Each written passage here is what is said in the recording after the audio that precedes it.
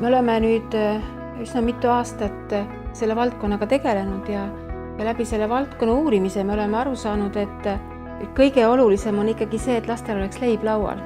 Lisaks sellele, et fond aitab panna lapsele leiva lauale, võimaldab tal saada osa huvialaringidest, nii-öelda toetab teda materiaalselt, on sellel ka tegelikult muu aspekt või lisaväärtus ja see on see, kuidas ta aitab maandada vanemate vahelisi pingeid, sest suur osa nendest tülidest käib just ümber selle, et on nii-öelda rahaprobleemid, millal makstakse ja kas on makstud ja nii edasi. Ja kui keeruline on siis ühel lapsel sellises õhkkonnas turvaliselt üles kasvada. Ja siin ei ole sugugi mitte kauged siis sellised olukorrad, kus lapsel võivad tekkida keskendumisraskused. Lapsel on raskusi tulla toime iseenda pingete, iseenda emotsioonide juhtimisega, kui ta näeb, et tema kaks kõige olulisemat täiskasvanud ei tule iseendaga toime. See tähendab seda, et lapsel oli head mudelid, kust õppida. Ja alateadlikult hakkab laps kandma selliseid segaseid suhteid iseenda ellu. Sellest tulenevalt oleme jõudnud järeldusele koostöös spetsialistidega, et fond aitab lahendada hetkeolukordi, aga samas on ka nii-öelda preventatiivne lahendus. Selle mõõde kajastub tervetes suhetes ja tervetes inimestes mõnekümne aasta järel. Soomes on just see üks väga tugev laste arengu ja hariduse toetajaid. Me peame tegutsema juba täna ning iga aasta fondi loomise edasilükkumist lööb valusalt tänaseid üksikvanema leibkondi ja võib-olla isegi nii-öelda nende üksikvanema leibkondades kasvavaid lapsi mõnekümne aasta pärast. Meil on järjest rohkem ja rohkem katkiseid ja haiget saanud inimesi, kes ehitavad üles mitte nii terveid suhteid.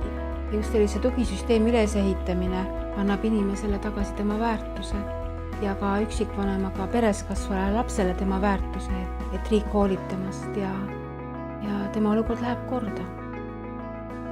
On väga palju suhteid, kus inimesed enam ise ei näe, et lisaks lõhki läinud suhetele võib edaspidisest sammudest lõhki minna ka peres kasvava lapse elu.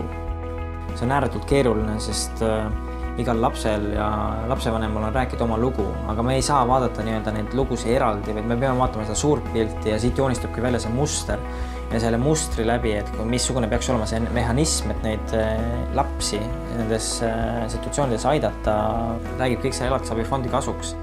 Samuti on riiklik elatisabifondi garanteerimise lahendus üheks meetmeks lähisuhtevägivalla all kannatavate naiste toetamiseks. On kahjuks juhtumeid, kus üks pool ei julge lahkuda ja kannatab nii vaimse kui ka füüsilise terrori all. Kui riik loob üksikvanema toetava tugisüsteemi raames elatisabifondi, siis see annab laste emale rohkem turvalisust ja kindlust, et ta võib teha sammu ning astuda välja ebaturvalisest suhtest. Ta ei pea selles suhtes elama, ta ei pea elama selles kodus koos oma lastega, kus nende vaimne ja füüsiline tervis on ohustatud sellepärast, et ta usub, et tal on ka homme ja ülehomme lapsele leib lauale panna. Me ei loobu võitlemast elatisabifondi nimel. Praeguseks toetab selle loomist juba 70% Eesti elanikest, seega võib öelda, et Eesti inimese süda on õiges kohas.